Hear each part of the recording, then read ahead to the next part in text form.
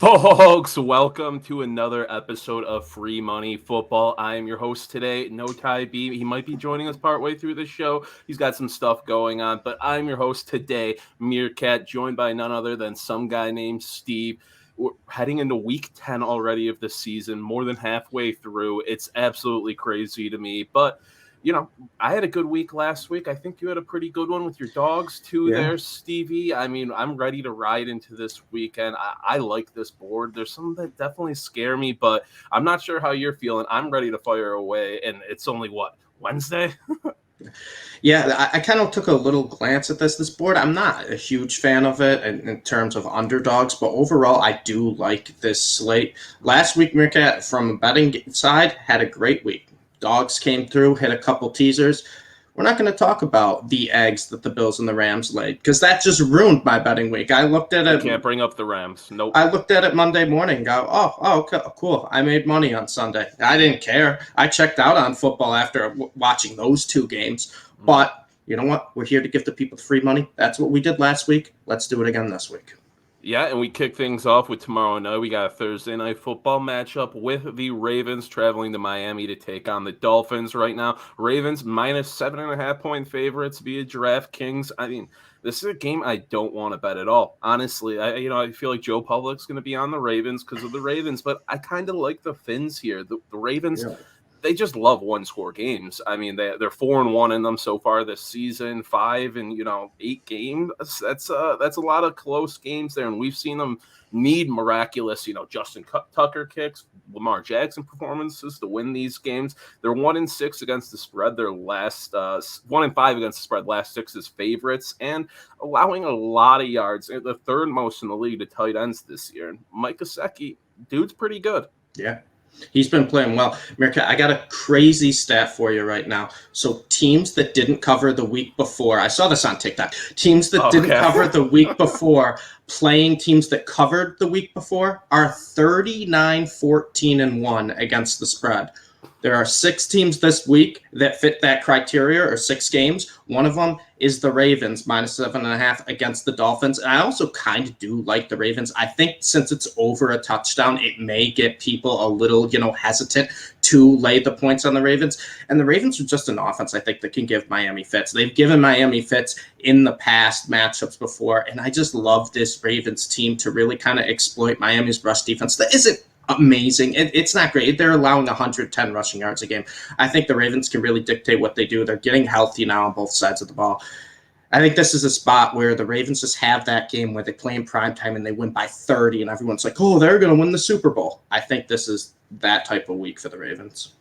Yeah, I agree with you there. And then, I love those TikTok gambling stats. You gotta love them, right? You gotta love it. But next up on the slate, we have our Buffalo Bills looking for redemption. 11.5-point favorites traveling to the Meadowlands to face Mike White, confirmed today, and the New York Jets. I mean, Stevie, what are you thinking about this? The Bills cover this? Mike White scare you? What's up? I mean, I don't want to bet against Mike White. I haven't seen anything that shows he's not a good quarterback. I know it's a very, very small sample size, but he looked great the first drive against the Colts. He looked great the week before against the Bengals, and then he has an injury and he's out. And the big thing here, though, MereKat, is the Jets' defense is bad. And we saw that on display last week when they just let Jonathan Taylor shred them. But the Bills don't have the best rush offense in the world. They're reliant heavy on the pass, and Josh Allen couldn't have played worse than he did last week against Jacksonville. That was a really, humbling spot for the Bills, and I kind of want them to bounce back here. But 12.5 feels like a lot of points in a division rival game with a quarterback, you don't have too much film on, but has looked good so far this year. I don't want to say the Bills are going to lose this game because I think they win this game, and I think they win this game pretty easily. But 12.5 is also a spot where I think the Jets can backdoor cover, and their defense has been horrible. But their offense has kind of been moving the ball the past couple of weeks. Elijah Moore has really, turned into a good weapon for them. Michael Carter's having a big role in the offense. I'm leaning the points here. I know you're probably going to talk me out of it, but I think the Bills win. But it seems like too many points right now for a Bills team that has been a little inconsistent the past couple weeks.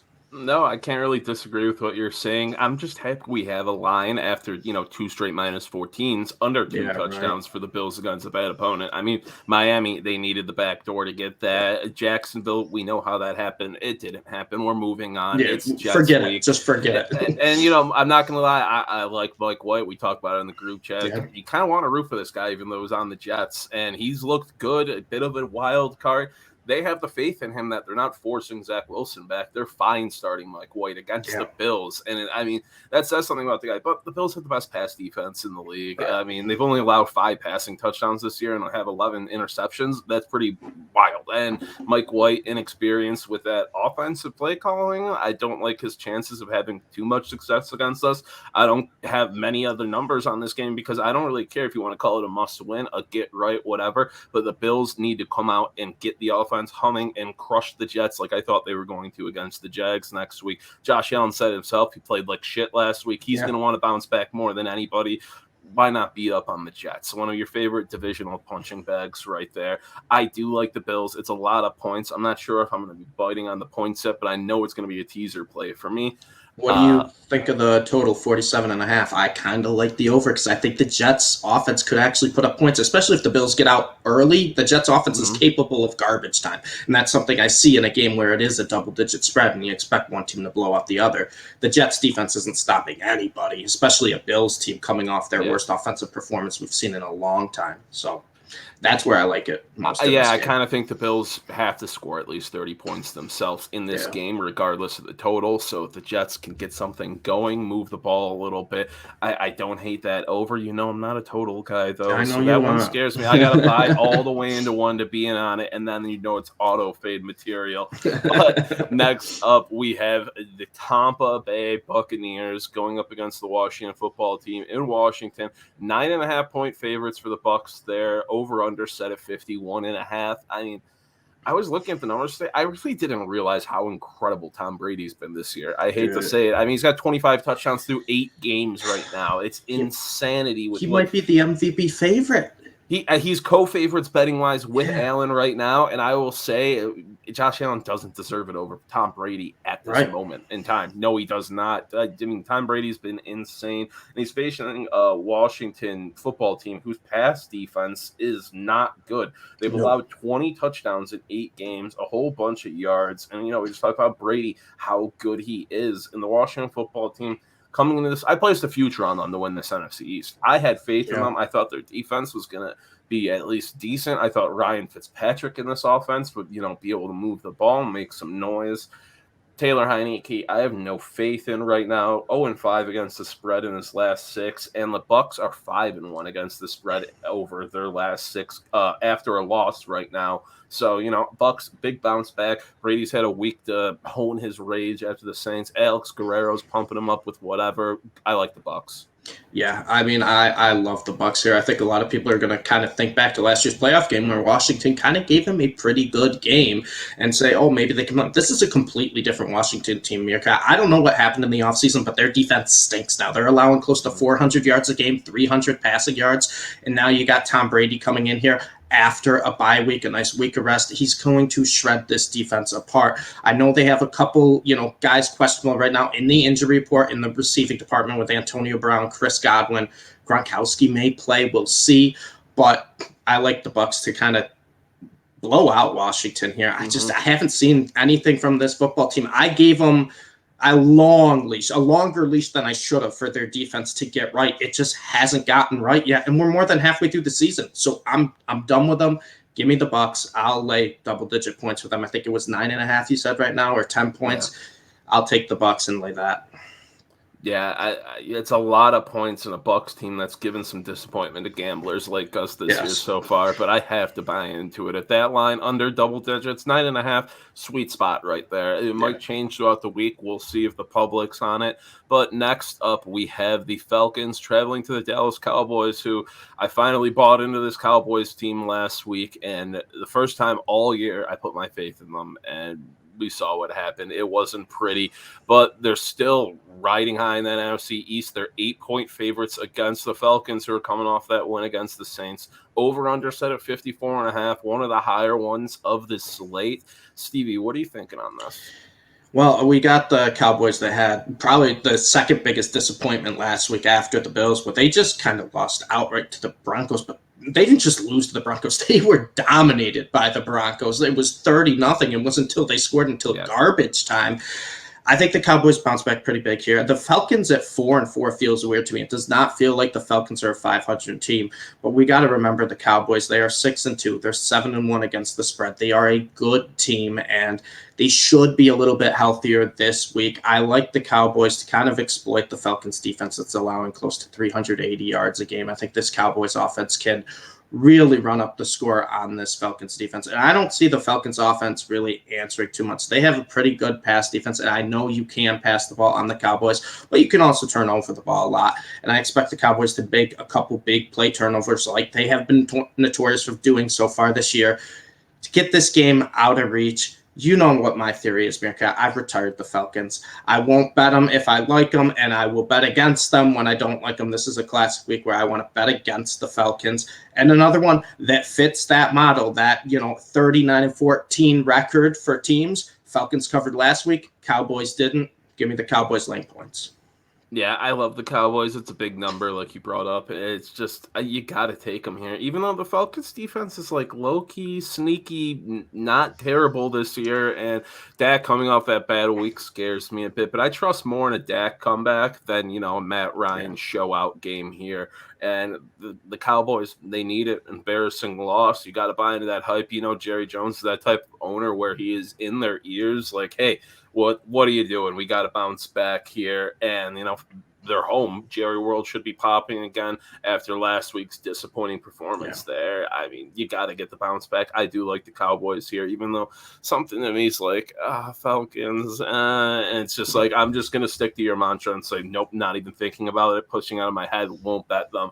But next up on the board, we have a really interesting game here. The biggest roller coaster of a team in the league, the Saints, plus 2.5 at the Titans right now. Low over under at 44.5. And I don't know. Like, are the Titans actually good? They win without Derrick Henry last week. They've been stacking up impressive wins now, but still, their offensive identity is running the ball, and the Saints defense is one of the best this year against the rush, allowing only 3.2 yards per carry, the lowest in the league right now. And the Titans defense, it kind of shines here and there, forces a turnover when you're least expecting it, but they're still not good. And I don't care if it's Simeon, I don't care if it's Hill. One of those guys should be able to produce enough with Alvin Kamara and their weapons at receiver to, win this game, to cover, in my opinion. The Titans have to come back down to earth at some point. And I think this is the type of position where we're high on the Saints one week and we're down on them the next week. I think this is a week where they're going to prove, hey,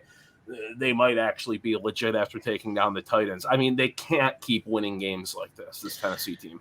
Yeah, this is a weird game for me because the line's a lot shorter than I thought it was going to be. The Titans at home at 3 points makes you think that this is basically a pick'em game on a neutral field, and that makes me want to take the Saints. The Saints also are a team that last week kind of had a disappointing game. They always play tight games against the Falcons, but to lose that game after coming off a huge win against the Bucs is pretty disappointing. And then you have the Titans, who, myself included, kind of wrote off against the Rams because they just are going to lose their offensive identity without Derrick Henry.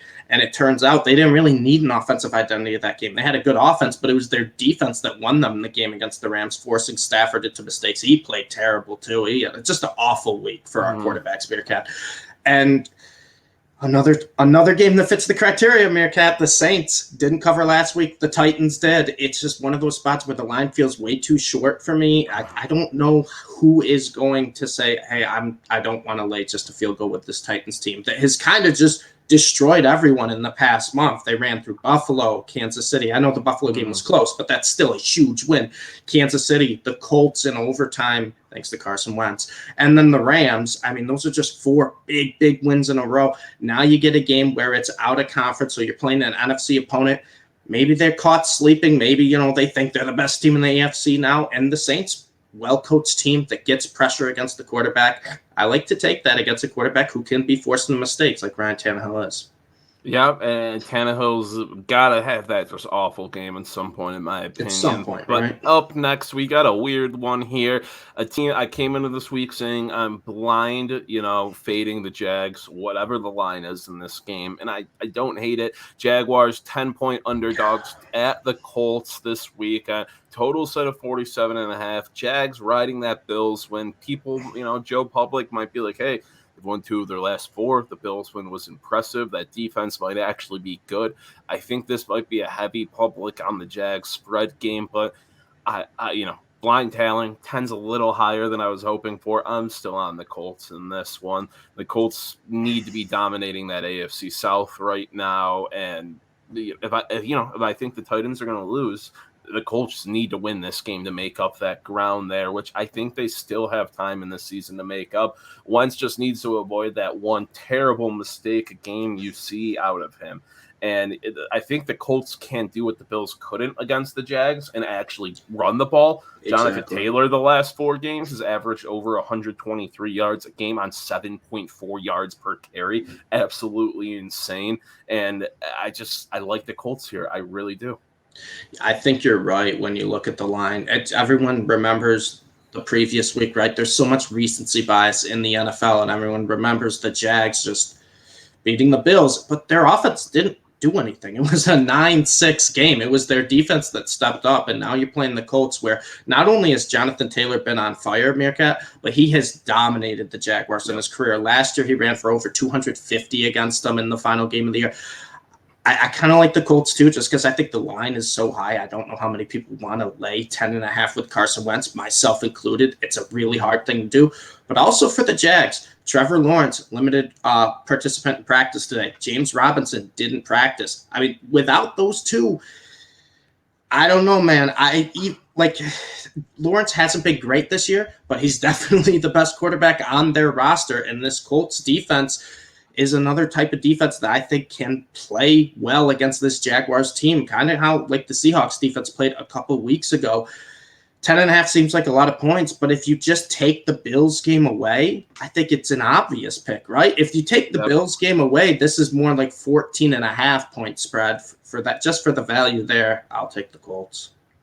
Yeah, a lot of big numbers that we like this week. It scares me a bit. Yeah. Gonna wait till Thursday, Friday to see like where the money is really going, because I think this is a big fade the public week coming up. But next up, we have another big number with the Detroit Lions heading to the Pittsburgh Steelers. Lions looking for their first win as 8-point underdogs to the Steelers. Very, very low total at 42.5 in this one, and it makes sense. Stevie, what are you thinking about this? This one's tough, man, because the Lions, to me, everyone says the Lions are feisty, but they really haven't been that feisty the past couple of weeks. They got blown out at home to the Eagles. They did cover against the Rams after doing about 10 different fake punts, trick plays, whatever. And now you go against the Steelers, who I was surprised the Bears actually gave them a pretty good game this past Monday night. I guess you could call it a short rest game. But this is the Steelers defense, which they have one of the best pass rushers in the NFL, and with one of the best pass rushers in TJ Watt, who should just give fits to Jared Goffel all day long. And I said keyword Goffel because the key against him is to get pressure. The Steelers are going to get pressure against Goff, and he's a turnover machine when that happens. 9 points seems like a lot, especially for a team that doesn't really move the ball too well down the field in terms of big plays. But I think the Steelers could just sustain 15-play drives, the dump-offs to Najee, Deontay Johnson, Claypool if he's healthy. And now Pat Freiermuth, actually past couple weeks, and just dominate time of possession and just get those turnovers they need against the Lions. I know the Lions are 4-4 against the spread right now, but I can't have faith in this team, especially as a Rams fan, knowing what happens when Jared Goff faces a good, front seven. I'll take the Steelers with the points. I don't love it, but because 9's a lot, but I'll go with the Steelers.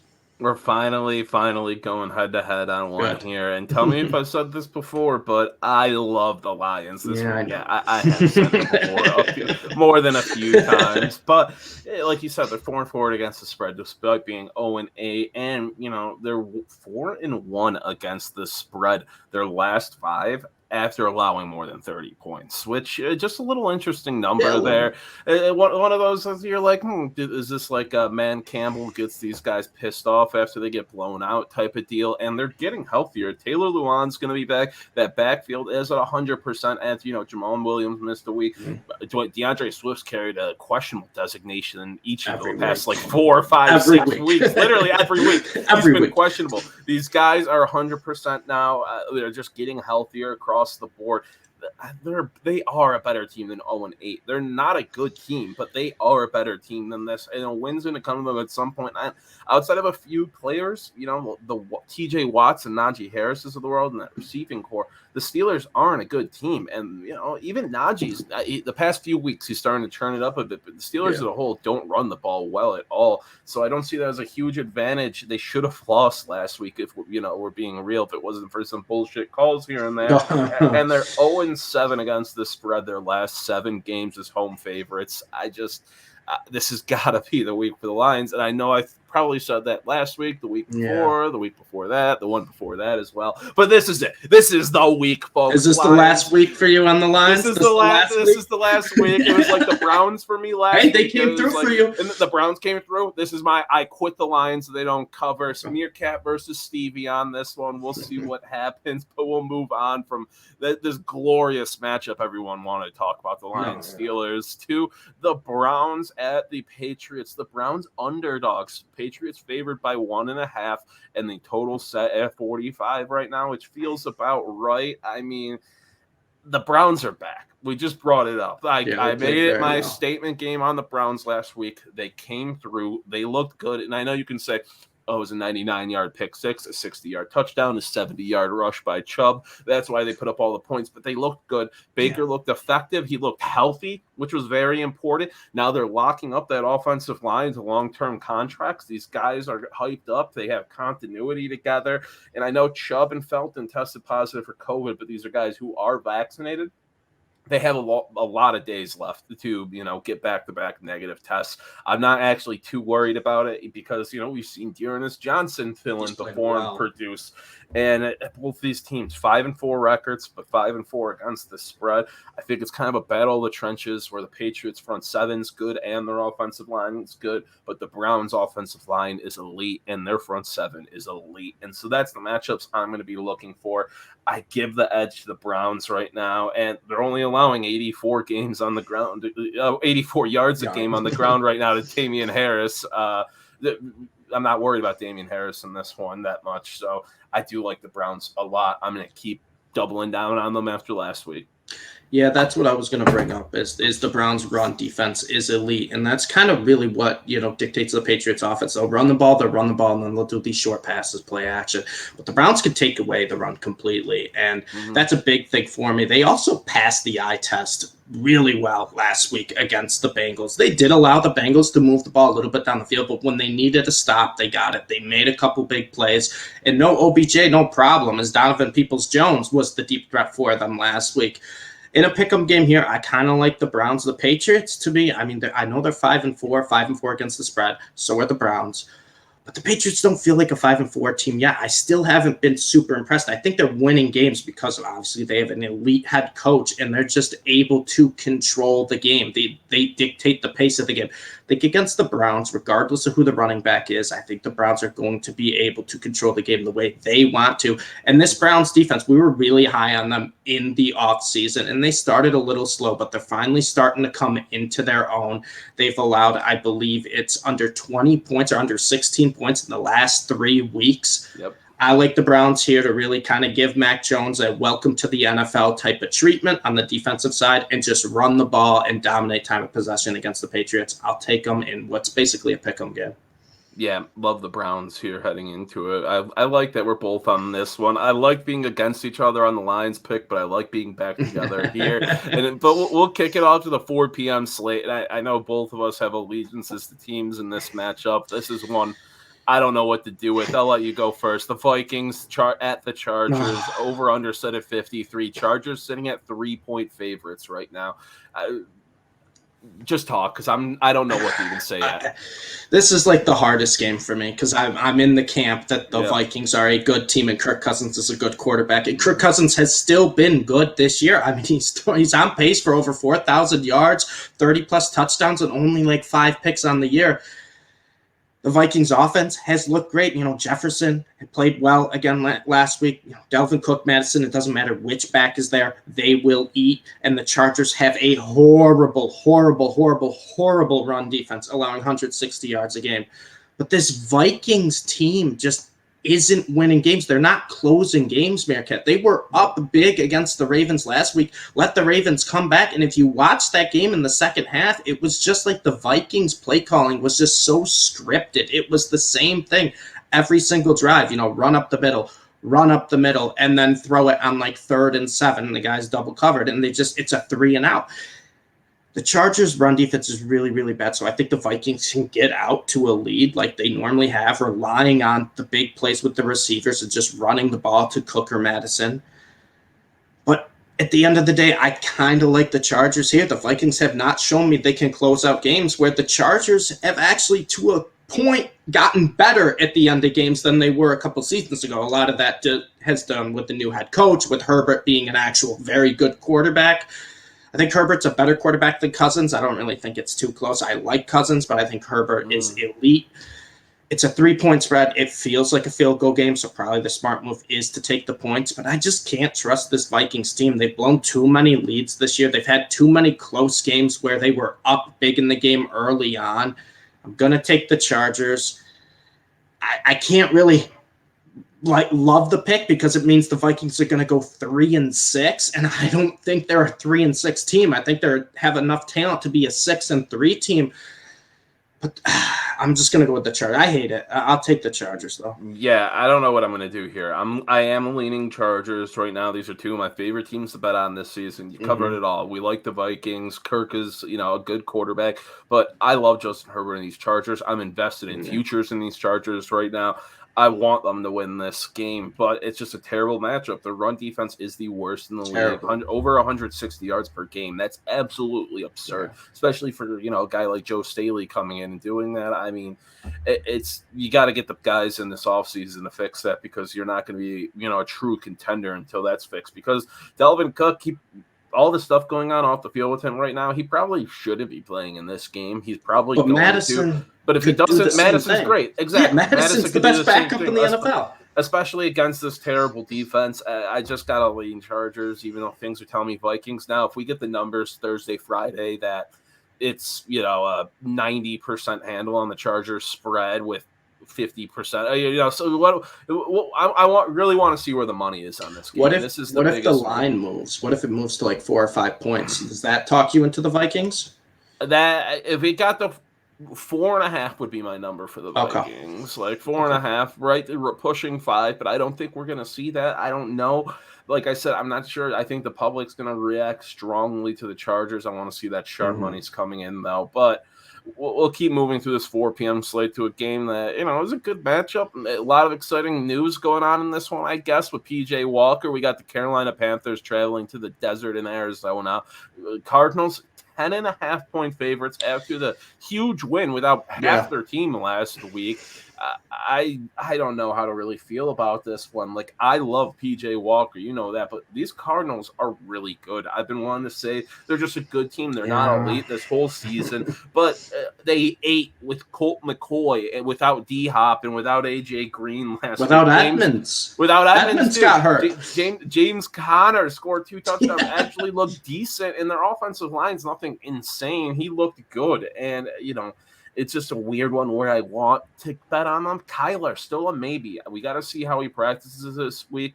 He might not be going in this one. Edmonds is going to be out, and 10's a lot of points there where P.J. Walker, I mean, he's got a healthy Christian McCaffrey. He's got healthy receivers, a healthy offensive line right now. He's finally got a chance to take over a team heading into an offseason.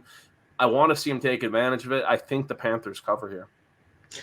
I kind of like the Panthers too, and it's not my I hate the Cardinals bias because I will admit that they're a very good team. They have proved me wrong this year. They have proved me wrong this year. They are a very good team on both sides of the ball too. Their defense is playing a lot better than it was last year, but this Panthers defense is very good. They're only allowing 200 passing yards per game, and I do want to monitor if Kyler Murray plays or not because that's a big deal. He is one of those quarterbacks that could just completely change a team, but. This is just more so the Panthers don't have Sam Darnold anymore, right? PJ Walker, we both really like PJ Walker. He has to be better than what Darnold's been this past month. He has to be. And I trust him with the weapons Carolina has, with Christian McCaffrey back, who was looking better as the game went on. Kind of started a little slow last week, but he's going to really come into his own. Christian McCaffrey is a weapon. We both know that.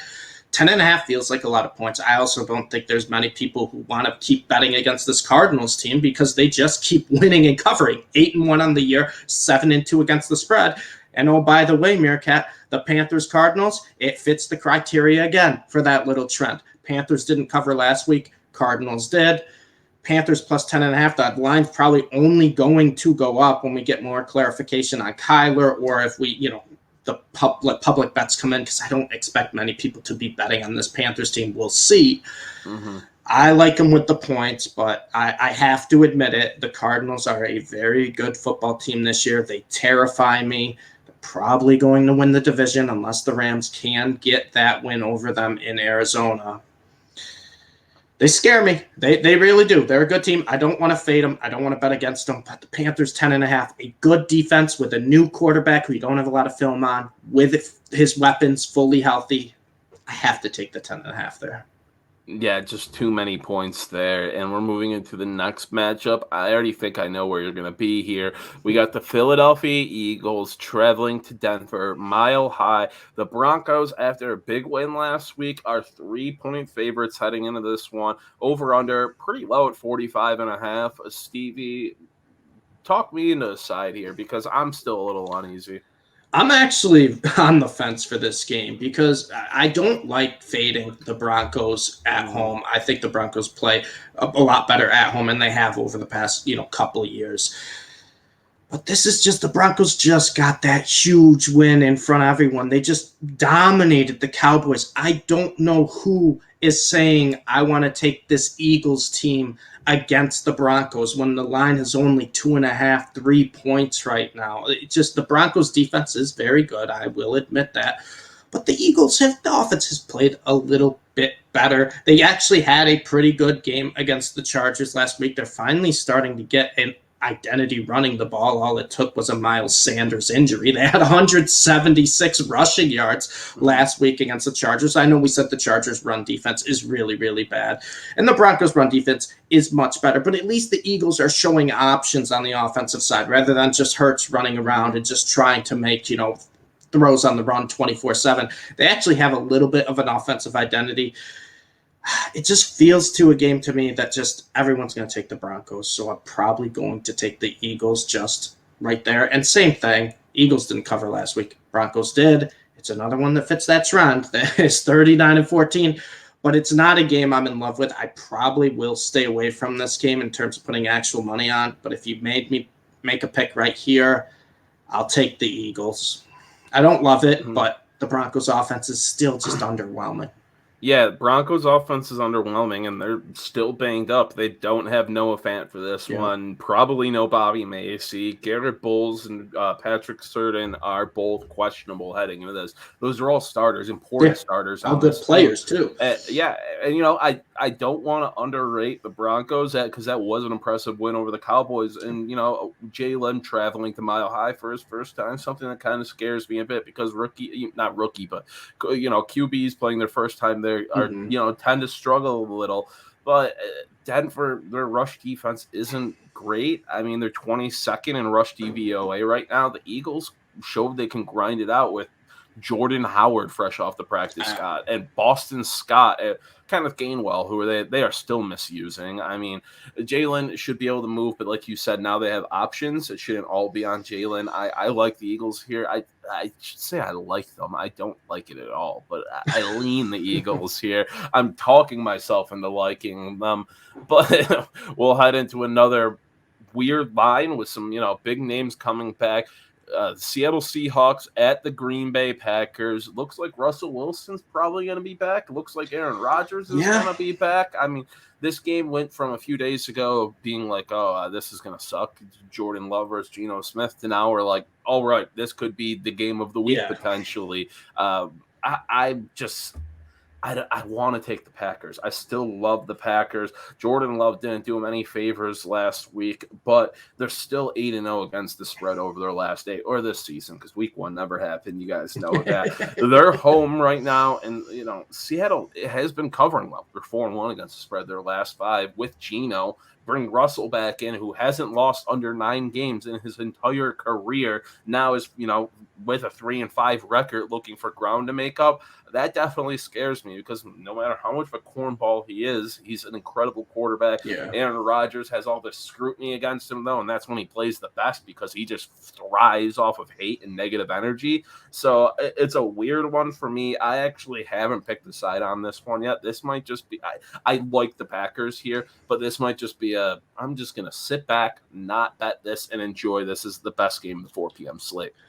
Yeah, I'm hoping both guys play, because like you said, MereKat, it's going to make this game 100 times better if we get Russell versus Rodgers.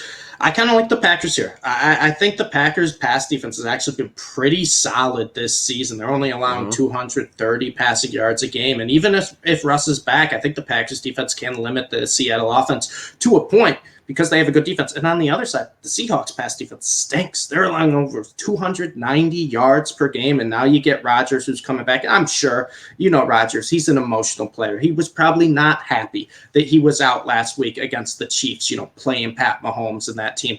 Now he gets to play the Seahawks, who he's had a rival with for his career for the most part. They've had a lot of big wins over him. He's had some wins over them. I kind of like Aaron Rodgers to really expose this bad Seahawks pass defense, which they really are. I mean, their defense has really only shown signs of life against the Jaguars and the Saints in the past 2 weeks. Besides that, they were getting slaughtered. I think they were allowing over 300 in most of their games. I like this Packers team. They've covered 8 straight weeks against the spread. Their defense played pretty well against the Chiefs. I know the Chiefs has had their own struggles, but the Packers defense has really stepped up this year. They played well against the Cardinals too. One of the few teams that actually slowed that offense down. I'm okay laying points with the Packers here. I think the Packers win. I think the Packers win by at least a score. Aaron Rodgers is still one of the best quarterbacks in the NFL. I expect him to play, but this is also a game where I want to wait on, right? Because I don't want to put in this bet now and then Rodgers doesn't clear COVID protocols and Wilson's back and it's just dead right then and there. Yeah. So I'm holding off for now, but I do like the Packers if Rodgers is cleared to play. Yeah, I think Packers kind of got their slap on the wrist punishment by the way you saw him get fined and all that stuff. Yeah. And now I don't think they're going to punish him anymore. I think they want Aaron Rodgers back and playing despite everything going on with him. I don't think they're going to make it that hard for him to get back. Now, Russell, we'll see how he practices this week. I mean, I fully expect Russell to be playing in this game, but I want to make sure, he's 100%. That's a serious injury for a quarterback there. But we will transition into Sunday Night Football. Weird AFC West matchup here. We have the Kansas City Chiefs heading into Las Vegas to take on the Raiders, and the Chiefs are 2.5 road favorites here right now with an over-under set at 51.5. This is – I'll let you go first. Do you think the general public is finally starting to give up on the Chiefs? They're 2-7 against the spread this year. They couldn't cover against Jordan Love. They couldn't cover against Daniel Jones. I feel like they're finally giving up on the Chiefs, and that's kind of when I want to jump back in on the Chiefs because I think everyone believes that the Raiders play the Chiefs in tight games, and they have over the past. The Raiders do play up to the Chiefs. But this is a line it just doesn't feel right to me. I think the Chiefs are a better team than the Raiders, despite the Raiders having a better record and better against the spread. But right now, less than a field goal, I will take Mahomes less than a field goal all day, every day over Derek Carr. I really will. I think the Chiefs are finally going to get right at some point this season. Maybe not to the point they were a couple of years ago, but they're running out of time, MereKat. It's week 10. They have to start clicking at some point. If you get a big win here in primetime on the road against your division rival, that can change the course of the entire season. I like the Chiefs here. I think everyone's finally getting off them, so I'm getting right back on them. But I'm curious to see, since the Sunday night game, it's the classic chase your money game, chase your losses, where the spread's going to move, where the money's going to lie. Right now, though, I love the Chiefs less than a field goal. See, I could see the public getting behind the Chiefs even more here after the Raiders coming off that bad loss, and people could be like, "Oh, they didn't cover, but they still beat the Packers." But you didn't cover against Jordan Love. You can't cover it all this year. Just 2 covers over 9 games. And Derek Carr can abuse this Chiefs defense. They're surrendering 260 pass yards a game this year. Carr needs a bounce back game, and Raiders had a rough week. They had all the drama of Henry Ruggs' accident surrounding them. You had players having to speak out on it, things like that. Just a distraction you didn't need, and that impact from Ruggs was even more on the field. You saw them not able to stretch the field at all. Carr had trouble getting the ball to anyone but Waller. They need that that field stretcher in that offense, that speedster. Guys, what do? Go out and sign Deshaun Jackson. Why not? This is a match made in heaven. I know Deshaun Jackson is 57 years old, but he has a chance to be a key piece in this Raiders offense right now, and he could impact it. Now, I don't have faith in the Raiders. I still want to see the money, like you said, where this goes. I think people are going to be chasing with the Chiefs heavily in this one, which makes me want to fade them on primetime, but it is their do or die in this AFC West. You go 5-5, you're losing all these games, and you got the Chargers, you got the Raiders, you have the Broncos. I mean, this division is stacked right now. They're all solid teams right now. They're all within a game of each other right now. So these are must-win games. I'm not sure what we're going to see out of the Raiders offense, but I do like them to bounce back. And then what you've been waiting for the whole show, had to wait for the end for it. Monday Night Football. We have Stevie's LA Rams heading to San Francisco to take on the 49ers, another road favorite, 3.5-point favorites for the Rams, over-under set of 49. I'm just going to say I'm going to fade the 49ers no matter what in this game. It's just been my mantra all season. The 49ers suck. I'm going to fade them. It being a divisional game does scare me a bit, but San Fran's coming off a game. They just allowed 5 sacks and a loss with Colt McCoy, and now Donald and Miller and co have a chance to eat against this line, kind of take out some frustrations from last week. And I'm sick. The Rams destroyed me. The Rams were a massive swing for me last week, and I don't want to touch them, but I am here. I got to fade the Niners. And Stevie, go off. Talk about it. Your frustration, your worries. I mean, I don't want to. What I will say is Stafford has an ankle injury right now, which is kind of concerning. I think he'll play, but I just don't know, how mobile he'll be, and that's kind of a big factor. 49ers always seem to play up against the Rams, including Deebo Samuel, who's having a career year. He's always played well against the Rams in his career so far, but he's having a career year now. That terrifies me. I think Von Miller should play this week. He's questionable right now, but I expect him to play, and I can't wait to see what that defensive line is going to look like with Donald, Floyd, and Von Miller all together. That's going to be awesome. I kind of like the Rams to bounce back here. It's not more of it's more of a biased pick, I guess, than actually analyzing this game, just for the simple fact I hate the 49ers. I will admit that. I can't stand the 49ers, and the Rams couldn't have played worse than they did against the Titans. That was a tough game to watch. They didn't really establish the run at any point during that game. Stafford just looked lost there before the kind of end of the game garbage time drive. Who cares about that? But he just didn't look comfortable. I don't know, MereKat. I don't want to have to lay points with the Rams on primetime again. I don't want them to hurt me again, but I have to do it. I have to dive back into the well. I think the Rams have enough weapons to kind of exploit this 49ers defense that really was very unimpressive against Colt McCoy and the Cardinals, to put it lightly. They just, without the Cardinals, without D-Hop, without Edmonds, without Kyler, the Cardinals were still able to put 30 on them and move the ball. The Rams better be able to do that. And I think they'll be ready for the 49ers. The Rams have a pretty good run defense this year, allowing less than 100 yards per game. And that's really kind of where the 49ers build their offense. Kittle being fully healthy kind of scares me because he did look good last week despite the Cardinals, beating up on them.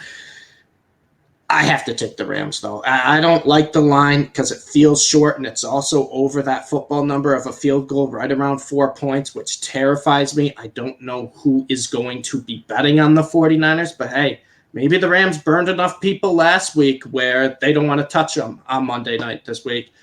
I'll take the Rams. It's a biased pick. I don't love it, but I'm not gonna pick the 49ers against the Rams ever. Come on. Yeah, you can in that position. And like I said, I'm so disgusted by the Rams after last week. Me too. I should have no faith in them, but I just do. I can't stop fading this 49ers team. The Rams, I just feel like should dominate this game. I like the Rams by like 10. That scares me, though. I don't know. We got some good picks, though, some good previews so far this week. Just tune in Sunday, folks. We'll have our best bet show that we come at you every Sunday morning with, where we take all these stats, these numbers we talked about today, and then we throw them out the window and just give out some plays to you guys. Yeah.